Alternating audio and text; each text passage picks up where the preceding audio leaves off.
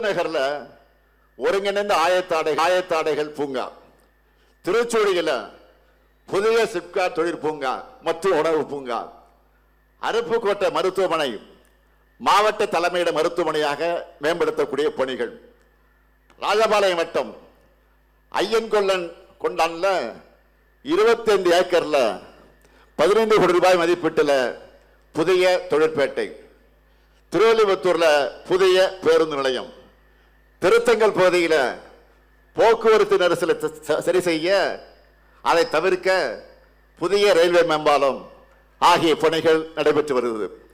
திருச்சூழியில் அரசு கல்லூரி வேணும்னு கேட்டீங்க, அந்த பணியும் தொடங்கியாச்சு. இன்னும் உங்களுக்கு என்ன வேணும்னாலும் சொல்லுங்க, விருதுநகருக்காக நிச்சயம் நான் செஞ்சு தருவேன் என்ற உறுதியை தெரிவிக்கிறேன். இதே போல சாதனைகளை எதையும் சொல்ல முடியாம அவதூறுகளையும் தரம் தாழ்ந்த பேச்சுக்களையும் நம்பி பரப்புரை செய்து கொண்டிருக்கிறார் யாரு? எதிர்கட்சி தலைவர் பழனிசாமி அவர்கள். பழனிசாமின்னு சொன்னா அது பொய், பித்தர் அப்படிதான் வரும். பழனிசாமி சொல்லியிருக்கக்கூடிய பொய்களை ஒரு புத்தகமே போடலாம், அந்த அளவுக்கு பொய்களை சொல்லிக் கொண்டிருக்கிறார்.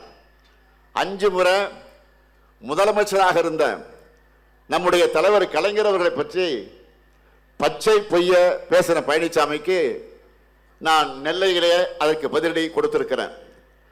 தான் சொன்ன ஒரு பொய்யிலிருந்து தப்பிக்க அடுத்தடுத்த பொய்களை கூச்சமே இல்லாம சொல்ல தொடங்கி இருக்கிறார். என்ன சொல்லுகிறார்?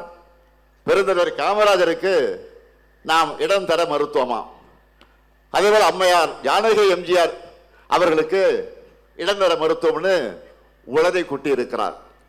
சங்கை கூட்டணியில் சேர்ந்த காரணத்தால அவங்கள போலவே வாட்ஸ்அப் வதந்திகளை வாந்தி எடுத்துக்கிட்டு இருக்கிறார்.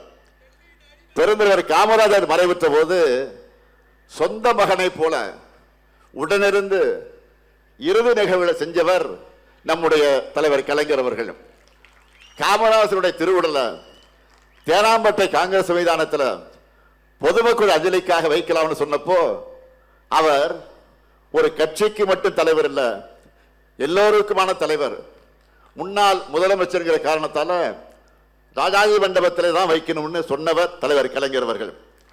அவரை கிண்டி காந்தி மண்டபத்தில் தகனம் செய்ய முடிவெடுத்து நள்ளிரவு மழையில நனைஞ்சபடி இடத்தை தேர்வு செய்தார். அவர் போன கார் லைட்டை போட்டு இரவு மழை பெஞ்சுக்கிட்டு இருக்கு, அப்போ அந்த இடத்தை தலைவர் கலைஞர் தான் தேர்வு செஞ்சார்.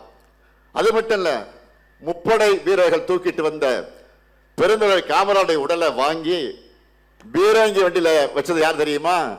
தலைவர் கலைஞரும் அன்றைய கர்நாடக முதலமைச்சர் தேவராஜ அரசு அவர்களும் தான்.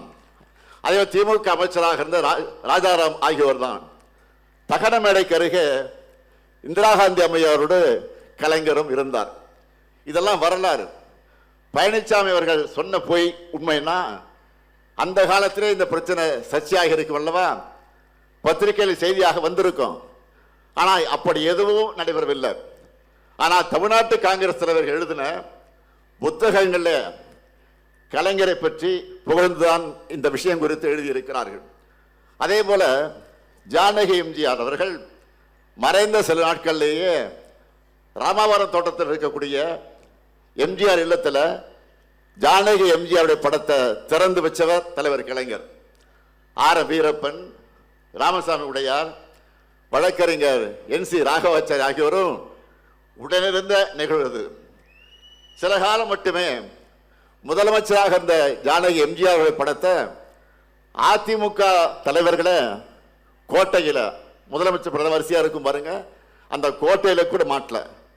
ஆனா தலைவர் கலைஞர் தான் 1996ஆம் ஆண்டு ஆட்சிக்கு வந்த பிறகு கோட்டையில அவங்க படத்தை மாட்ட சொன்னார்.